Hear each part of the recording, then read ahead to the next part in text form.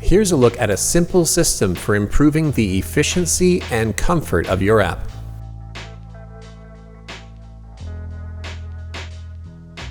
So like we talked about in previous videos, the usability of a thing can be broken into a couple pieces. Learnability, how easy it is to learn a thing, and ergonomics, or how easy it is to use something once you know how. A more ergonomic process is one where any friction has been reduced or eliminated, and that goes for physical friction and mental friction. Not all steps are created equal.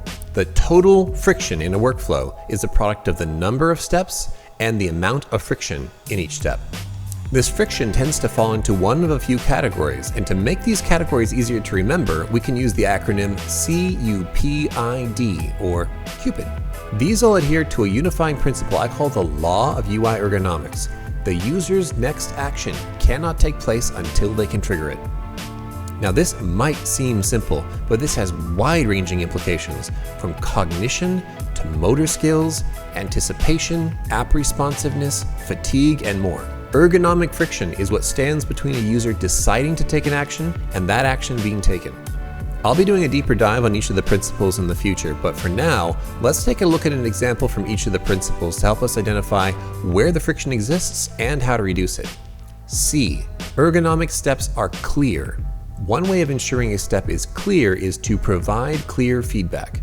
A user can take their next action once they know their last action was successful, and clear feedback is a means to that end. A user who wants to drag this file into this folder can only drop the file when their cursor is over the folder. In other words, they are unable to perform the second action, dropping the file, until they've completed the first action.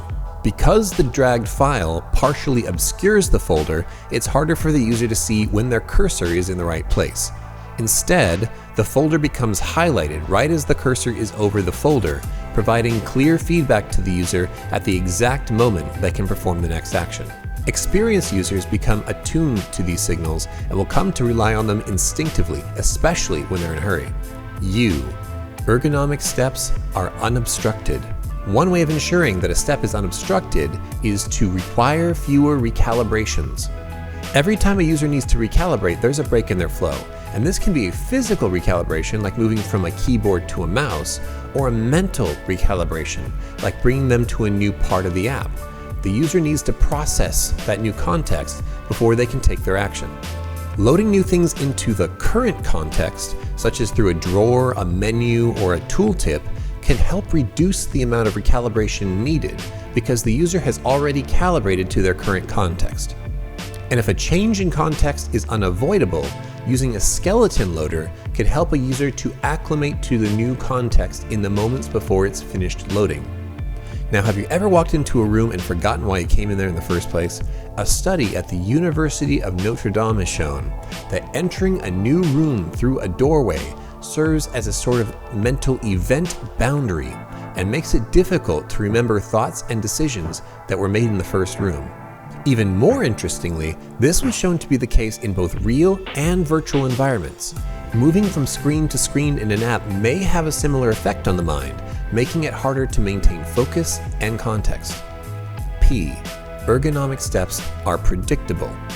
One way of ensuring a step is predictable is to have fewer moving targets. If a user can predict their next action, they can prepare themselves to take it. There's not much more frustrating than trying to take an action on a page that's jumping around as new content loads in. It really hurts your ability to predict where your next action should be and can lead to mistakes that take additional steps to recover from. And just a couple months ago, Google announced they're going to start using cumulative layout shift, or CLS, as a determinant in how they rank search results. They now calculate a numerical score for visual stability in order to prioritize pages that have a better user experience. I. Ergonomic steps are imprecise. One way of ensuring a step is imprecise is to require less input accuracy. Fitz's law says that the time it takes to interact with a target is dependent on the size of the target and the distance to the target. On Instagram, a user can double tap anywhere on a post to like it. There is a small heart icon they could tap, but double tapping on a larger target allows a user to be more imprecise. Now this has clear overlaps with Fitz's law, but it also goes beyond that. For example, greater imprecision could mean requiring fewer terms when performing a search. It could also mean allowing users to easily undo mistakes, allowing them to be less precise in the first place. D. Ergonomic steps are digestible. One way to ensure a step is digestible is to avoid overload. You can give a user clear feedback, and you can give a user too much clear feedback. In a study done at UCSF, they found an average of 1 audible alarm from a cardiac monitor every 8 minutes. That is 187 audible alarms per patient, or 15,000 alarms across all the patients in a given day. Feedback that's too aggressive can overwhelm a user, or it can come off as the boy who cried wolf. It's important to adjust your feedback so that the important things have enough air to seem important. Better yet, pick good defaults and let the users control the feedback that's important to them. So in closing, the principles of UI ergonomics and the law of UI ergonomics provide a way to look at the friction in a flow and identify ways to improve it. As you're going through a workflow, ask yourself, could this be more clear, more unobstructed, more predictable, more imprecise, or more digestible? And remember the law of UI ergonomics. Ask yourself, what friction exists between a user deciding to take their next step and that step being taken?